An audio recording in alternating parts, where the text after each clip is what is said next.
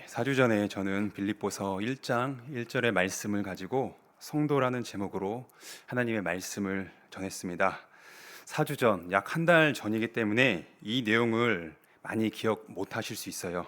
제가 전했던 메시지가 뭐였습니까? 죄인이었던 우리가 하나님 백성, 즉 성도가 된 것은 우리의 어떠함으로 된 것이 아닙니다. 하나님의 아들 예수 그리스도의 대속적인 죽음으로 말미암아 그 사실을 믿는, 그것을 우리가 믿음으로 받아들였기 때문에 우리가 과거에 어떠한 자였든지 상관없이 하나님께서는 우리를 이 세상에서 살아가는 거룩한 무리들, 즉 성도로 우리를 그렇게 삼아 주셨습니다. 이 내용을 기억하면서 한 달 동안 살고 계셨나요? 하나님을 경험한다는 것은요, 어떠한 특별한 체험을 얘기하는 것이 아닙니다. 하나님께서 어떤 개인에게 특별한 은혜를 주시는 경우는 분명히 있습니다.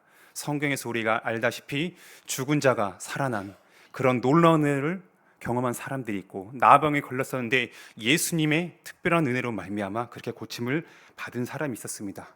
우리 중에서도 누군가는 제가 말씀드린 것처럼 보통의 성도들이 겪기 힘든 어려운 특별한 체험들을 한 분도 분명히 계실 겁니다. 그러나 우리가 하나님을 경험한다고 했을 때 제가 말씀드린 흔히 겪지 못하는 그런 것만 하나님을 체험했다, 경험한다고 하면요, 일반 사람들은 하나님을 경험하지 못한다라고 얘기할 수 있겠죠. 그러나 제가 하나님을 경험한다, 체험한다라고 말씀을 드렸을 때 그런 특별한 체험이 아닌 기록된 말씀을 우리의 삶에서 경험적으로 아는 것입니다. 그것이 바로 하나님을 체험하고 아는 것이죠. 우리의 어떠함 때문에 아니라 예수 그리스도 때문에 우리는 예수 안에 있는 성도가 되어 우리가 과거부터 지금까지 앞으로 미래로도 하나님을 경험하며 체험할 수가 있습니다. 우리가 성도라는 하나님의 택함 받은 거룩한 무리라는 이 정체성을 기억한다면 현재 내가 어떠한 상태에 위치해 있는다 할지라도 우리는요, 세상의 시선 때문에 나를 위축되게 보는 것이 아니라 세상 속에서 당당히 성도로서 자랑스럽게 살아갈 수가 있습니다. 오늘 우리가 같이 읽은 빌립보서 1장 2절의 본문은요, 그리스도 예수 안에 있는 우리, 하나님의 백성인 우리에게 꼭 필요로 하는 것을 말씀하고 있습니다. 은혜와 평강, 우리가 이것을 이미 얻었습니다. 그러나 우리가 살아가는 동안 이 사실을 쉽게 잊어버립니다. 그래서 우리는 오늘도 이 시간이 온 것이 하나님 은혜를 주십시오, 하나님께서 주시는 은혜를 경험하고 싶습니다. 매 예배 때마다 우리는요, 그러한 사모함을 가지고 나오고 있습니다. 목마른 사슴이 마치 시냇물을 찾듯이 우리는 이 시간에 있고 하나님께서 이 시간에 우리에게 은혜와 평강을 주시기를 허락해야 됩니다. 간구해야 됩니다. 또한 매 기도 때마다 우리의 여러 가지 기도 제목이 있지만은 본문의 바울이 빌립보 성도들에게 또한 우리에게 얘기하는 것처럼 은혜와 평강이 하나님 아버지와 우리 주 예수 그리스도로부터 우리가 오늘 임하여 우리가 그것을 경험할 수 있도록 계속해서 간구해야 합니다. 은혜와 평강, 이 단어 너무나 좋은 단어입니다. 이 은혜와 평강은 꼭 하나님의 백성이 아니다 할지라도 누구라도 듣고 싶어하고 받고 싶어하는 그런 따뜻한 말입니다. 모든 사람이 은혜와 평강을 원하죠. 그 단적인 예로 우리는 매해마다 매해가 시작됩니다. 1월 1일 되면은 TV를 틀었을 때 또는 신문이나 여러 언론을 틀었을 때 많이 접하는 내용들이 있습니다. 그것이 무엇입니까? 평화, 평강입니다. 주로 우리는 기독교, 개신교보다는 로마 교황이 올 한 해 무슨 평강이 있습니다, 그런 내용들을 보면 매해마다 있는 것 같습니다. 이 메시지를 하나님의 백성들이 아니라 일반 사람들도 은혜의 평강이 있기를 바랍니다 라고 했을 때 나한테 그런 얘기 하지 마세요, 그럴 사람은요 아무도 없습니다. 지금 현재 하나님의 백성이라 할지라도 내가 당신에게 주님의 이름으로 축복합니다, 은혜의 평강을 기원합니다, 이런 말을 하면은 누구든지 그것을 거부하지 않고 감사합니다, 고맙습니다 하고 받을 것입니다. 이처럼 은혜와 평강, 이것은 우리에게 따뜻하고 좋은 말입니다. 은혜란 무엇입니까? 너무나 잘 알고 있죠? 사전적인 단어 그대로 값없이 받은 것입니다. 은혜라는 것은 단지 우리 교회에서만 사용하는 단어가 아니죠. 세상에서도 종종 은혜를 받았다, 내가 너에게 은혜를 베풀어 줄게, 이런 말을 종종 사용합니다. 왜냐하면 은혜란 뜻은 받을 자격이 없는 자에게 어떠한 누군가가 그 사람에게 베푼 일이기 때문이죠. 그래서 우리는 내가 너에게 은혜를 베풀게, 또는 내가 어떤 사람에게 은혜를 받았습니다, 큰 빚을 지셨습니다 라고 그렇게 얘기를 하고 종종 그런 얘기를 듣습니다. 이 내용, 받을 자격이 없는 자에게 베푼 일, 이것을 우리 구원과 연결해서 얘기하면은 죽음으로 현재 달려가고 있는 죄인에게 하나님께서 그의 아들 예수 그리스도를 통해서 베푸신 그 크신 사랑입니다. 이것은 우리는 은혜라고 얘기할 수가 있습니다. 죄라는 그 큰 벽이 거룩하신 하나님과 죄인을 막고 있었는데, 예수님의 그 십자가의 죽음으로 말미암아 이것을 믿는 자는 하나님께서 그 죄인에게 아무것도 요구하지 않으십니다. 그냥 값없이 그를 받아주시면서 그가 가지고 있는 죄악을 용서해 주십니다. 이것이 은혜죠. 그러나 이것으로 끝나지 않습니다. 하나님께서 이미 우리에게 허락하신 구원, 우리가 현재도 누리고 있는 구원은요, 그것은 단순히 죄 용서만을 얘기하지 않습니다. 예수를 믿음으로 이 죄라는 그 큰 장벽이 이제는 사라졌습니다. 거룩하신 하나님과 죄인의 사이에 벽이 있습니다. 벽이 사라졌으면 어떻게 됩니까? 언제든지 구원받은 사람은 거룩하신 하나님께 나아갈 수가 있습니다. 장애물이 제거되었기 때문에 언제든지 예수의 이름을 힘입어서 우리는 나아갈 수가 있습니다. 아담으로 인하여 단절되었던 그 큰 벽, 허물이 사라졌기 때문에 언제든지 하나님께 나아갑니다. 하나님께 나아가는 것으로 끝날까요? 평강의 근원, 평화를 주신 하나님께서 우리는 막힘없이 이제 하나님과 평화를 누리게 되었습니다. 은혜와 평강, 정확히는 다릅니다. 하지만은요, 이 은혜와 평강에는 다르다 할지라도 긴밀하게 연결이 되어 있습니다. 평강이 먼저 오는 것이 아니라 하나님께서 우리에게 구원을 베풀어 주시는 그 은혜가 먼저 있어야만이, 죄라는 장벽이 허물어져야만이 죄인 우리가 더 이상 막힘없이 하나님께 나아가 평강의 근원이신 하나님으로부터 직접 오는 그 은혜를, 그 평강을 우리는 누릴 수가 있습니다. 성경의 평강은요, 단순히 우리가 어떠한 외적으로 문제없이 만사오케이 그것을 얘기하는 것이 아닙니다. 너에게 평강해라, 평화를 얘기했을 때 우리는 외적인 것을 얘기 많이 합니다. 왜냐? 우리가 살아가는 이 시대 어떠합니까?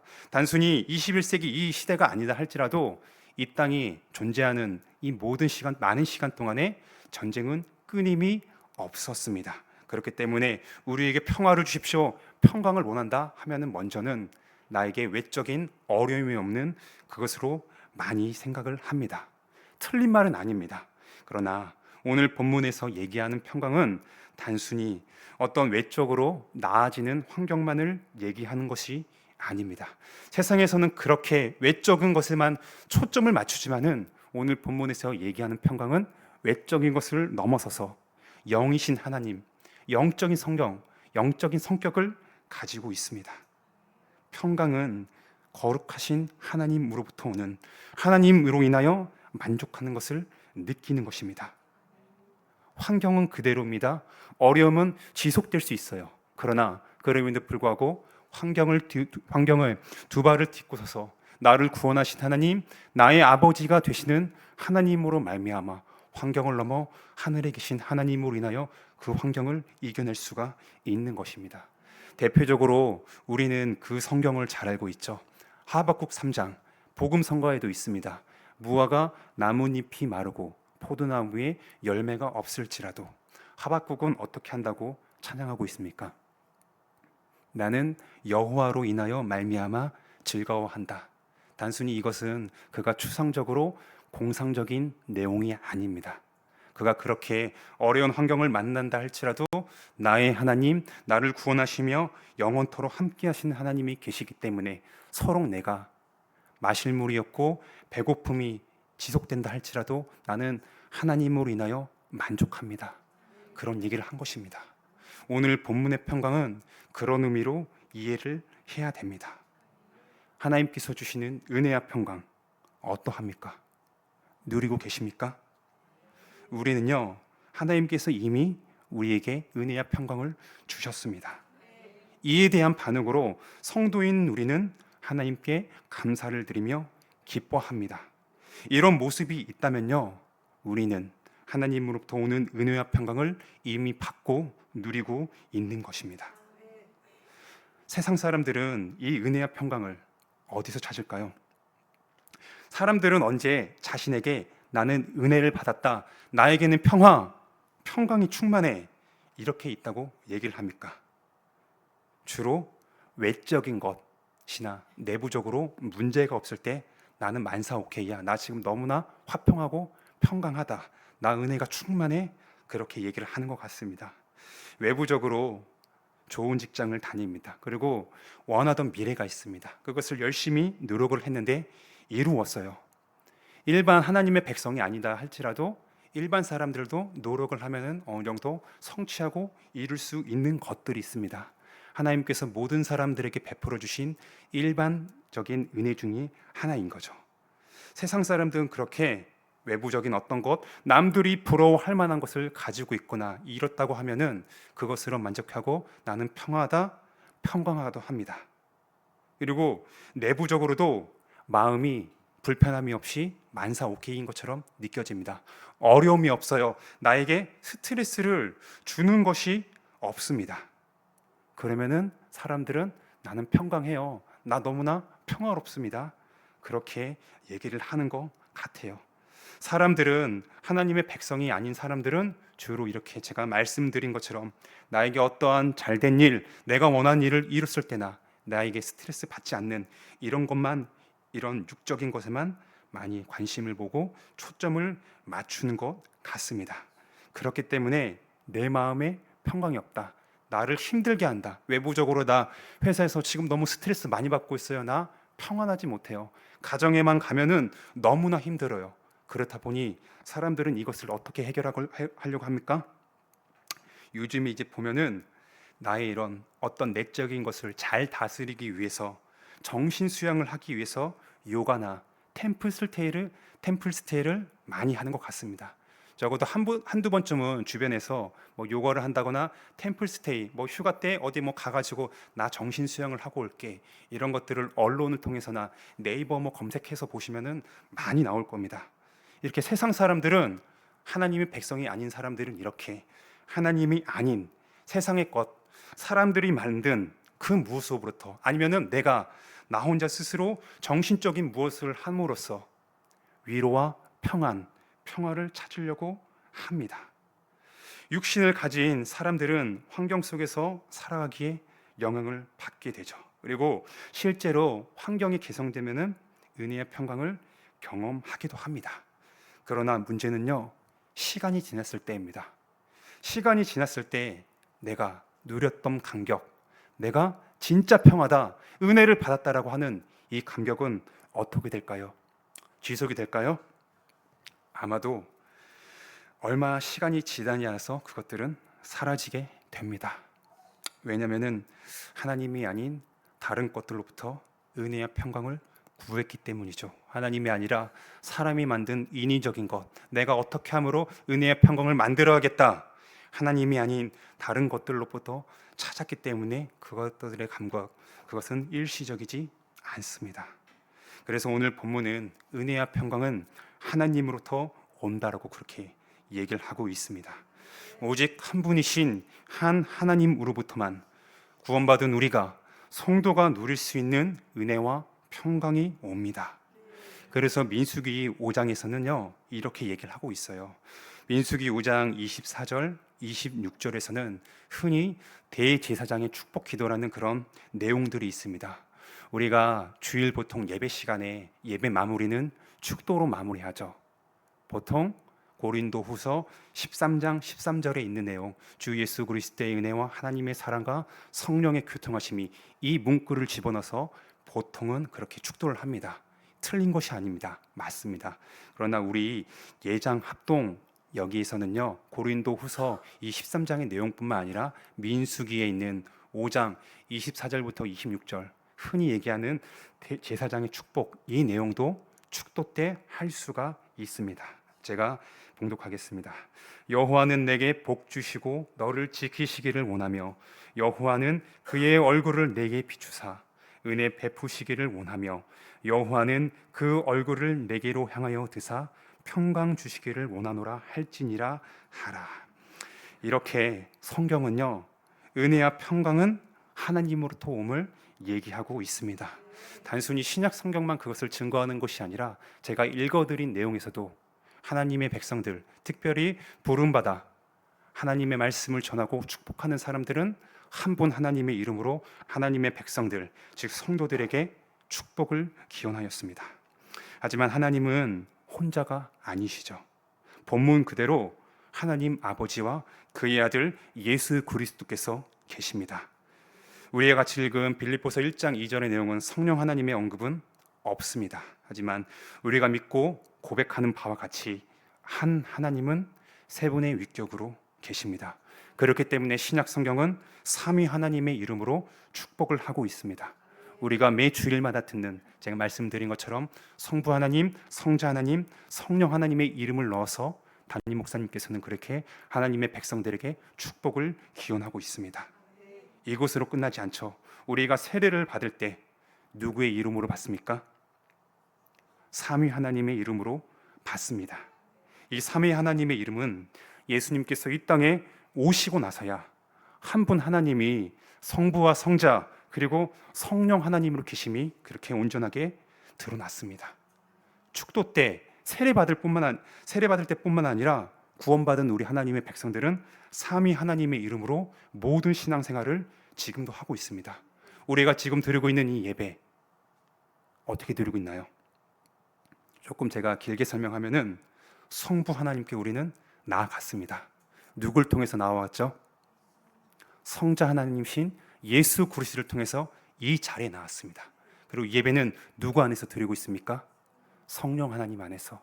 이렇게 제가 길게 얘기했지만은 예배를 드린다고 했을 때 이것도 삼위 하나님의 이름으로 우리는 예배를 드리고 있습니다. 단순히 예배뿐만 아니라 우리의 신앙생활 모든 것에 있어서 우리는 한 분이시지만은 성부와 성자 그리고 성령 하나님으로 계신 이 삼위 하나님의 이름으로 우리는 지금도 신앙생활을 그렇게 하고 있습니다. 그렇기 때문에 은혜와 평강도 마찬가지예요. 한 분이신 하나님으로부터 옵니다. 성부 하나님과 성자 아들 예수 그리스도로 말미암아 은혜와 평강은 그렇게 우리에게 지금도 오고 있습니다. 이 은혜와 평강 누가 받을 수 있을까요? 모두가 받지 못합니다. 받지 못하면은 이것을 경험할 수가 없습니다. 구원받은 사람들을 돌아보십시오. 모두가 구원을 받았습니까? 아닙니다. 이와 마찬가지로 하나님께서 주시는 은혜와 평강은 구원받은 하나님의 백성들인 성도인 우리들만 경험하고 체험할 수가 있습니다. 모두가 경험하지 못하고 우리만 경험하고 있기 때문에 이것은요 특권입니다. 특권이라고 우리는 당당하게 이야기할 수가 있습니다. 이것을 지금 현재 받지 못하고 누리지 못하는 사람들과 우리는 다른 점이 없습니다. 우리와 성도가 아닌 그들과 인간적으로 나은 것이 무엇이 있을까요? 세상 사람들보다 똑똑합니까? 혹자는 그럴 수 있습니다. 하지만은 그렇지 않은 분들도 계시죠. 세상에 있는 그 어떤 사람보다 더 도덕적일까요? 예의가 있습니까? 본이 됩니까? 아닙니다. 그들이나 구원받은 우리들이나 사실 다른 것이 없어요. 너무나 똑같습니다. 우리가 지금 교회를 세워가면서 과거부터 우리 한강교회를 세워갔고 지금도 교회를 세워가면서 우리가 겪고 있는 일들을 보면은 알지 않습니까? 우리가 구원받았지만은 하나님의 거룩한 성도라고 불리지만은 우리는 간혹 안타깝게도 밖으로 어떤 언론을 통해서 그런 기사나 우리가 교회 생활을 하면서 세상보다 못한 그런 언행을 할 때가 종종 있습니다. 그렇기 때문에 하나님이 우리에게 은혜와 평강을 주신다? 이것은요 당연한 것이 아니에요.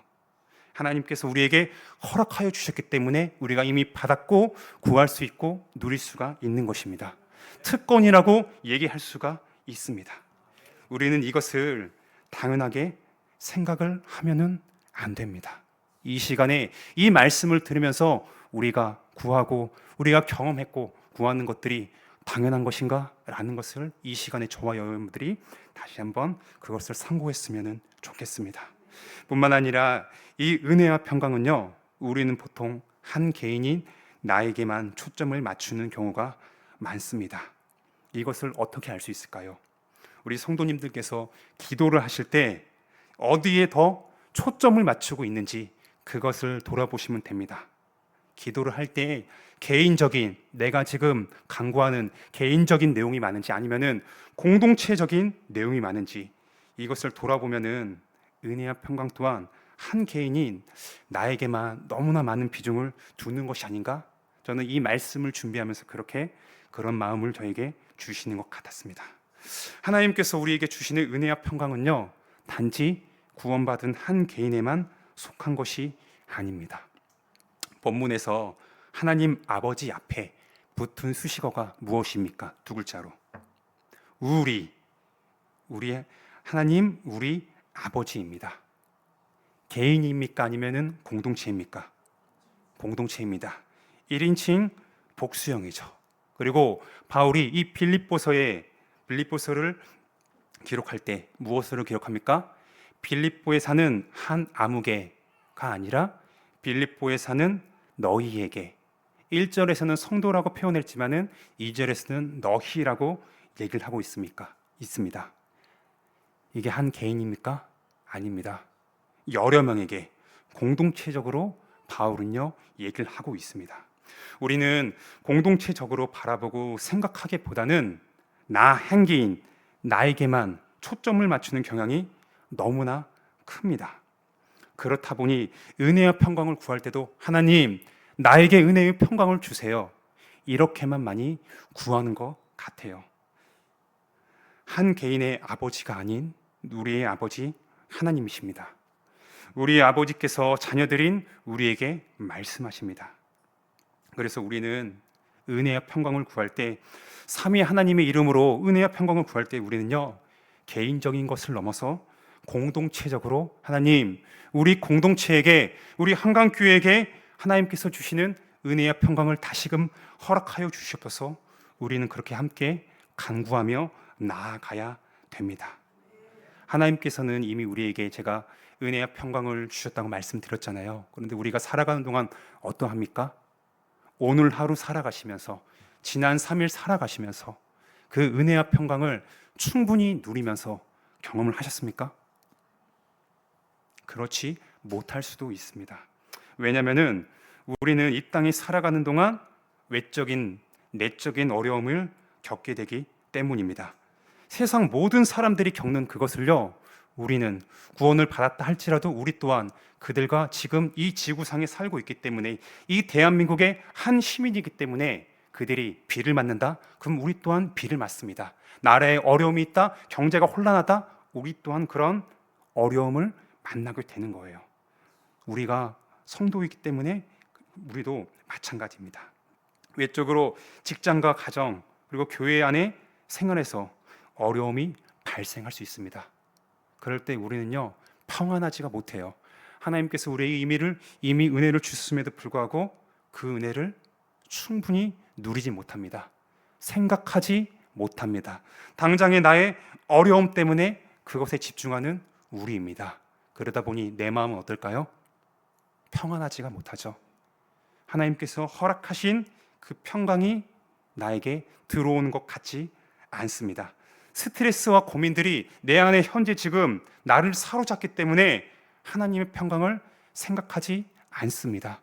구하지도 않는 우리들입니다. 현실의 무게에 우리는 더 집중을 합니다. 하나님 안에서 만족하기보다는 하바국이 고백했던 것처럼 무화과 나무가 마르고 포도 열매가 없을지라도 나는 하나님만으로 만족합니다, 이렇게 하기보다는 환경만 바라보고 탓하는 우리의 모습을 우리는요 돌아보게 됩니다. 주님께서 주시는 은혜와 평강은 이것을 우리가 구하고 받는다고 했을 때 삶에서 무조건 다 잘 되는 것이 아닙니다.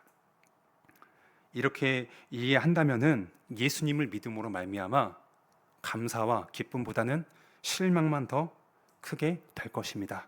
나 예수님 믿었는데 왜 나의 삶은 안 변해? 나에게 왜 은혜를 안 주셨어? 나는 왜 평화를 누리지 못하지?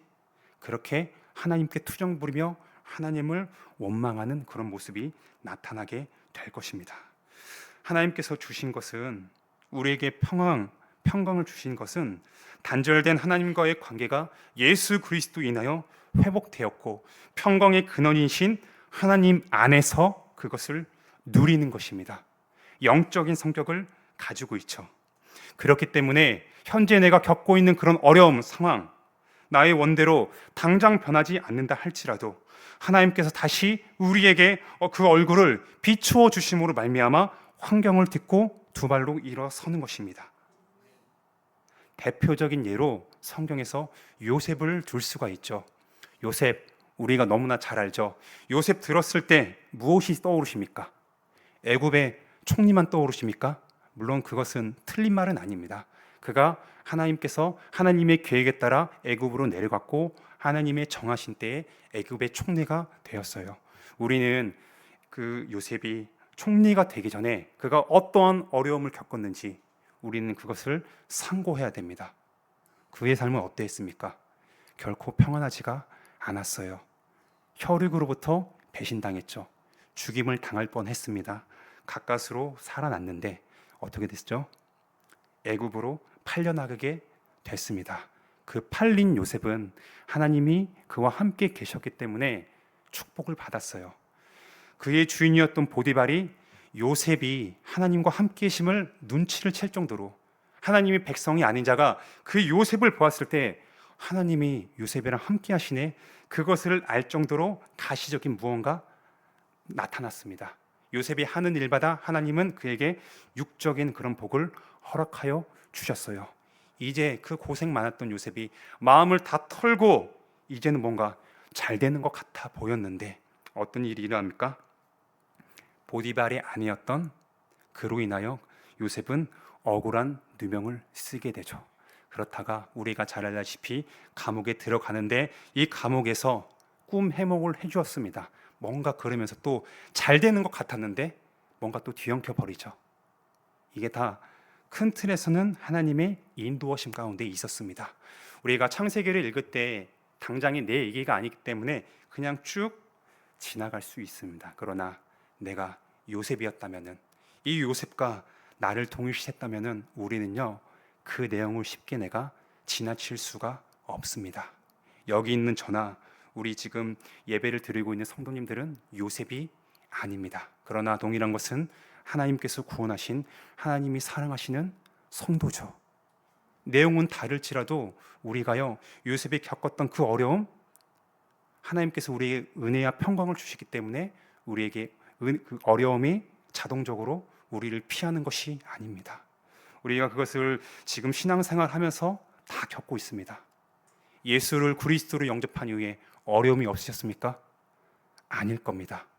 없다고 한다면은 그런 일은 저는 아마도 없을 거라고 봅니다.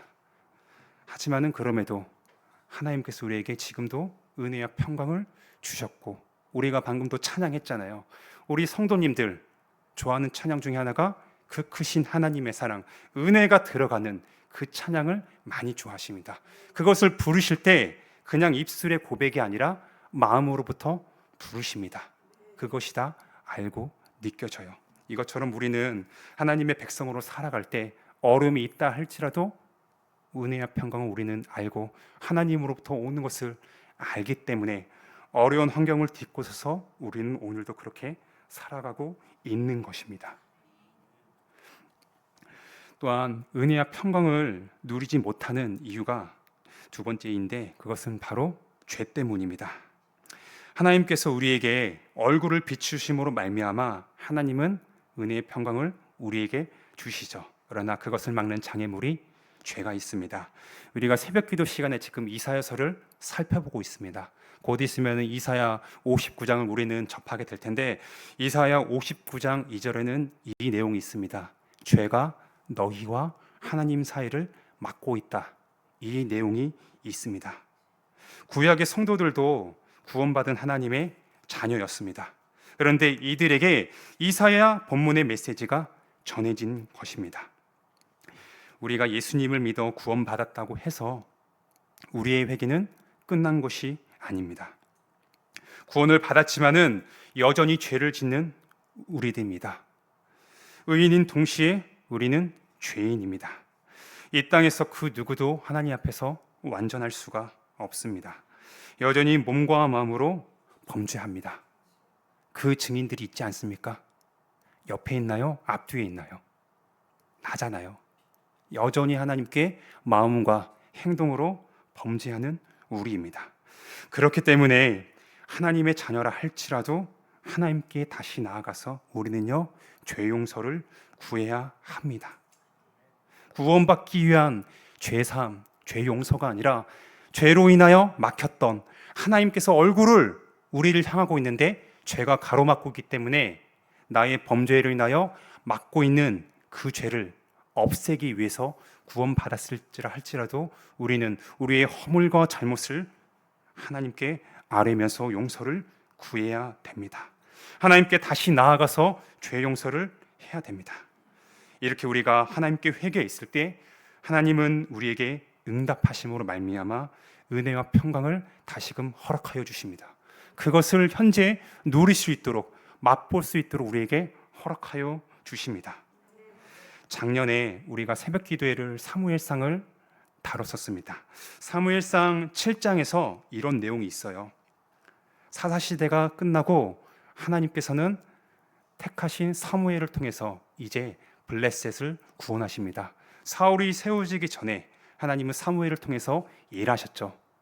그 시대에, 하나님을 떠난 그 시대에 하나님은 사무엘을 통해서 회개하라는 그런 메시지를 전하게 됩니다. 사무엘상 7장 1절부터 14절까지 예배 후에 집에 돌아가셔서 이 본문을 읽어보셨으면 좋겠습니다. 혼란한 이 시대, 블레셋 사람으로부터 억압받고 있던 이 시대에 그들이 평강을 누릴 수 있었던 것은 다른 것이 아닙니다. 싸움을 잘해서 아니에요. 돈이 많기 때문에 아닙니다. 하나님께서 그들에게 평강을 허락하여 주셨기 때문에 외적으로 그들은 40년 동안 평화를 누릴 수가 있었기 때문입니다. 하나님께서 그들에게 허락하신 이 평강, 하나님이 주시기 전에 이스라엘이 행한 것은요, 다른 것이 아닙니다. 하나님 앞에 나아가 진정으로 회개한 것입니다. 그것도 한 개인이 아니라 이스라엘 공동체 모두가 하나님께 나아가 회개하였을 때 하나님은 그것을 들어주셨습니다. 죄를 사하여 주셔서 그들을 다시금 받아주셨고 이들에게 평강을 허락하여 주셨습니다. 내적인 그런 어려움, 하나님과의 관계가 단절된 것이 사라지자 어떻게 되었을까요? 죄 문제가 해결되었죠. 하나님과의 관계가 회복되자 하나님은요, 그들에게 외적인 평강, 외적인 평화도 허락하여 주셨습니다. 사무엘상 7장의 내용이 바로 이 내용입니다. 우리는 살아가면서 어려움을 만났을 때 하나님께 왜 나에게 이렇게 힘들게 하세요? 묻는 경우가 많습니다. 따지는 경우 많지 않나요, 우리가? 근데 우리가 하나님께 이렇게 얘기를 하기 전에 하나님 앞에 먼저 우리가 내 자신, 우리 공동체를 돌아봐야 됩니다. 살펴봐야 돼요.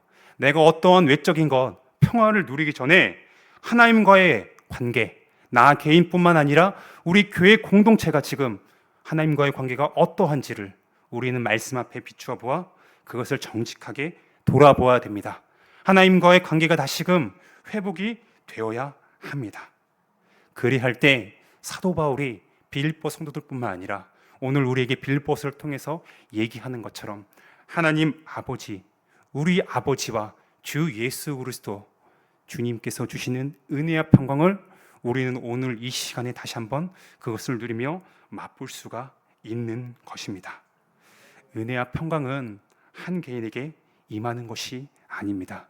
개인주의가 팽배하고 우리의 본성상 나만 좋아하고 나만 사랑하는 우리가 여전히 우리는 그것을 가지고 있지만은 우리는 오늘 본문에 비추어 보아 하나님께서 주시는 것은 한 개인에게 국한된 것이 아니라 우리 교회 공동체 한강교회에게 그것을 주시기를 원하시고 허락하신다는 것을 오늘 우리 시간에 다시 한번 기억을 해야 됩니다. 그것을 기억하면서 우리의 시야를요, 나라는 이 좁은 시야 여기서 넘어서서 확장시켜 우리 공동체를 바라봅시다. 그리고 하나님께 구합시다. 그래야 할 때 이 구약의 이스라엘 백성들의 기도를 들어주셔서 하나님께서 관계를 회복시켜 주시고 은혜와 평강을 허락하여 주신 것처럼 오늘 우리 한강교회, 오늘 이 시대를 살면서 어려움이 있습니다. 그것을요 다른 것들로 해결하기 전에 먼저 우리가 하나님께 나아가 자백할 것이 있다면은 하나님께 나아가 진지하게 구합시다. 예수 그리스도 안에서 이미 우리를 받아주신 하나님, 우리의 기도를 들어주시면서 응답하여 주십니다. 우리 모두가 다 하나님과의 관계가 회복되어 우리 공동체가 겪고 있는 외적인 어려움 또한 하나님께서 주님의 방법으로 해결시켜 주실 줄이라 믿습니다. 그렇게 우리가 기억하면서 이 시간에 함께 기도했으면 좋겠습니다.